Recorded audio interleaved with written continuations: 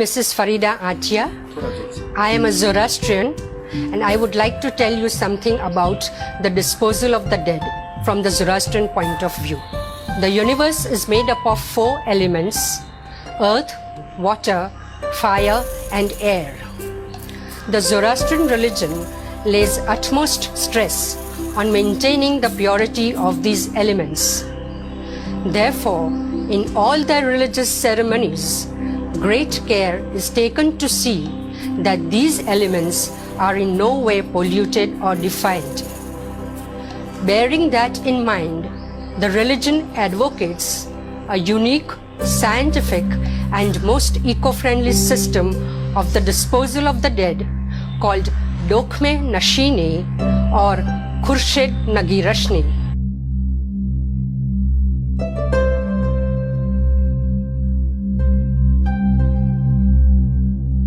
The latter meaning exposure to the sun. For the very same reason, a Zoroastrian does not practice alternative modes of the disposal like the burial, water burial or cremation, because in all of these, one of the elements is polluted, namely earth, water and fire respectively.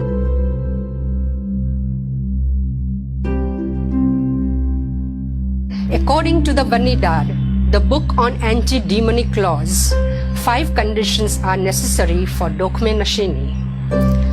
The construction should be of stone, brick, clay or mortar.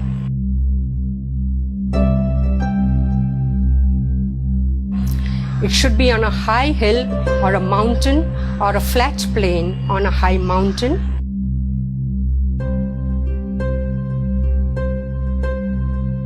It should be open so that carnivorous birds and animals can easily spot them. The body should lie naked without any covering. The sun's rays should fall directly on the body. The structure of the modern dakhma satisfies all these conditions.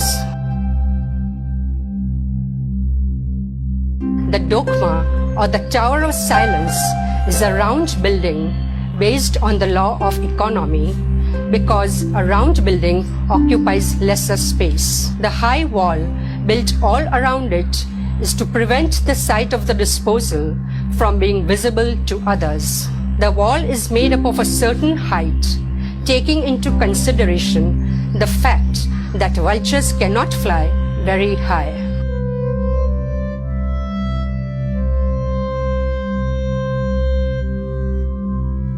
The circular platform inside the dakhma, 300 feet in circumference, is paved with large stone slabs, well cemented and divided into 3 rows from the circumference to the center for the corpses of males, females and children respectively. Near the entrance is a platform for the corpse bearers to move about. A deep central well, 150 feet in circumference, the sides of which are also paved with stone slabs, is used for depositing the dry bones after the vultures and the scorching rays of the sun have completed their respective jobs. Thus, the rich and poor lie on a level of equality after death.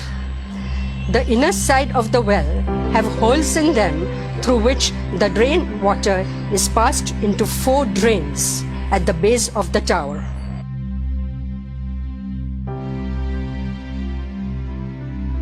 The 4 drains are connected to 4 underground wells, the bottoms of which are covered with a thick layer of sand.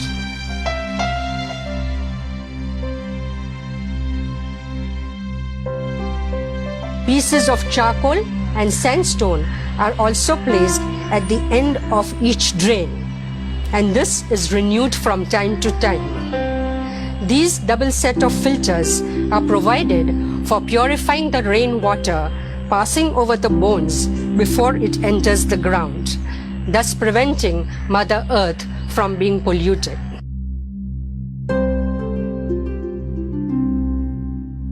The body is kept naked so that birds can easily spot them. their task becomes easier and quicker.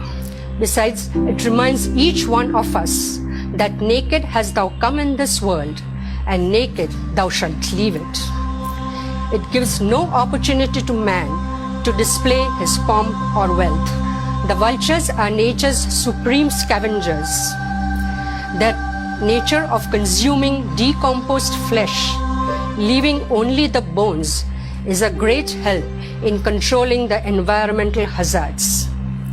A Zoroastrian, by offering his mortal remains as food to the vultures, performs his last act of charity and also immensely helps Mother Nature in maintaining the ecological balance. The sun is a source of all energy. It nourishes the useful vegetation and sustains animal life. The sun's rays are the most powerful weapons against microbes, bacteria, and germs.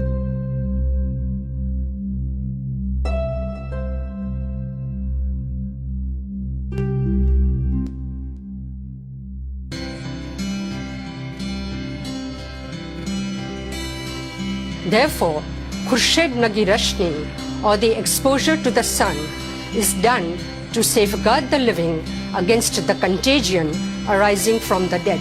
It is important to note that the dakhma is not merely a round tower-like structure where the mortal remains are laid to rest.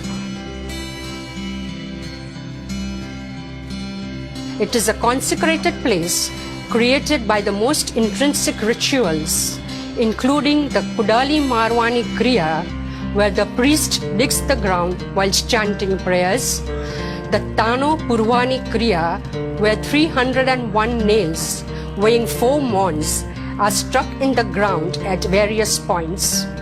The cotton cord, made up of 101 threads, is passed round these 301 nails thrice round, creating a ritual and spiritual circuit.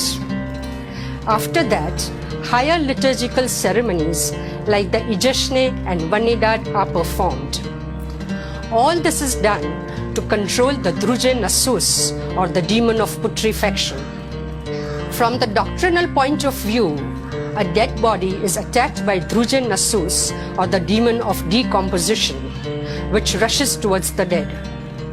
In order to minimize its onslaught, the Sachkar is performed as quickly as possible, wherein the body is washed with fresh taro, bull's urine. The taro is a strong antiseptic, and it also contains Candice fluid, carbolic acid, and carbonate of lime. Besides, it contains urea and ammonia. A fire is constantly kept burning near the dead body to purify the atmosphere. The decomposed is so contaminated that the clothes which come in contact with it are useless for the living. Therefore, in order to avoid any undue wastage in nature, the body is wrapped in used old clothing and a kusti tied round the waist. The hands are folded so that minimum space is contaminated. The body is then laid to rest on marble slabs.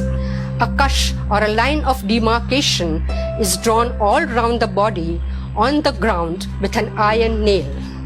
This ritually confines the druj within the demarcated line.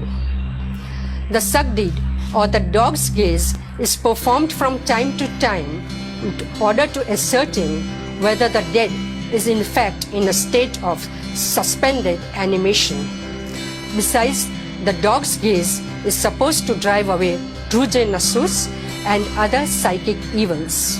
Thus, Dakhme Nashini, along with the 4 days ceremonies, helps to control the Druje Nasus, to protect the living from the contagion arising from the dead, to destroy the body as quickly as possible, and to send the elements of which it is composed back to nature, and to lead the Urvan, soul, in the protection of Saroshyazar. Thus, Dakhme Nashini is a system by which the body is disposed very quickly, most naturally, with the least disturbance in the ecological balance and with the least harm to the living or to the good creations of Ahura Mazda, besides imbibing in it the philosophy of equality, economy, and simplicity. In Iran, as per tradition, the new dakhma is not used until either a pious man or a nameless infant dies. Both are considered to be without sin, after which it is open for general use. In the diaspora, the practice followed is that of burial, and history of the Parsis can be traced from the burial ground that still exists in Hong Kong, Macau, Singapore, Zanzibar, and London. In the early 19th century, an Englishman, Robert Xavier Murphy, coined the term Tower of Silence for the roofless tower that he saw when visiting the Dongarwadi complex in Bombay.